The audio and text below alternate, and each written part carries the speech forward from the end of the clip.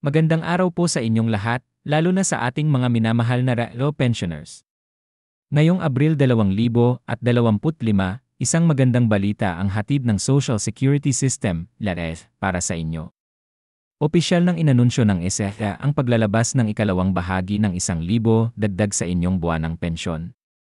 Ito ay bahagi ng kabuang 2,000 na dagdag pensyon na unang ipinangako noong 2017 kung saan ang unang 1,000 ay naibigay na noon pa. Ang ikalawang tranche na ito ay matagal nang hinihintay ng marami, at sa wakas, ito ay naipatupad na upang matulungan kayong harapin ang patuloy na pagtaas ng mga gastusin sa araw-araw. Ang dagdag na 1,000 ay otomatikong idinagdag sa inyong buwanang pensyon simula ngayong Abril 2025. Wala na kayong kailangang gawin o isumiteng mga dokumento, ang halaga ay direktang ipapasok sa inyong mga bank account na nakalink sa RAA.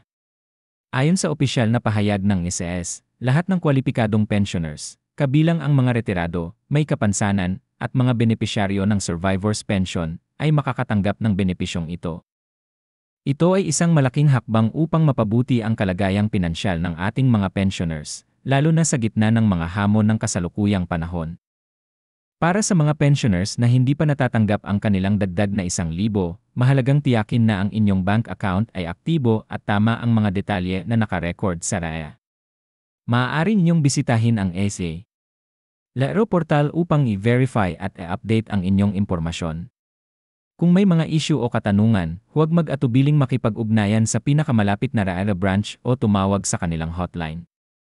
Ang SSA ay patuloy na nagsusumikap upang mas mapadali at mapabilis ang proseso ng pagkuha ng benepisyo para sa lahat ng miyembro nito.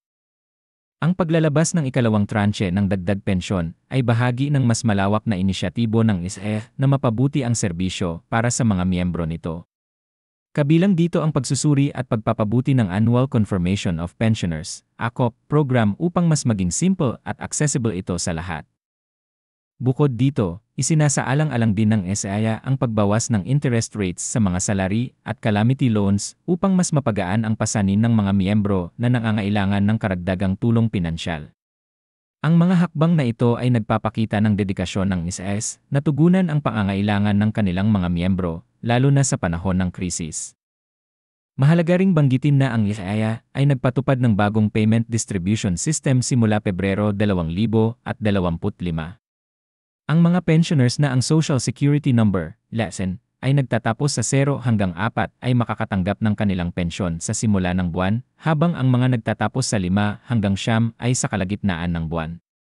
Layunin ng sistemang ito na mas mapabuti ang daloy ng pagbabayad at maiwasan ang anumang pagkaantala. Kaya't mahalagang maging pamilyar sa bagong schedule na ito upang masigurong maayos ang pagtanggap ng inyong pensyon. Para sa mga pensioners na nasa mga lugar na apektado ng kalamidad, ang NAIA ay patuloy na nagbibigay ng tulong sa pamamagitan ng Calamity Loan Assistance Programs.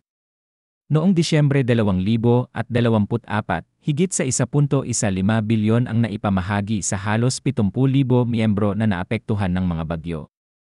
Ang mga ganitong programa ay patunay ng malasakit ng NAIA sa kanilang mga miyembro, lalo na sa panahon ng pangangailangan.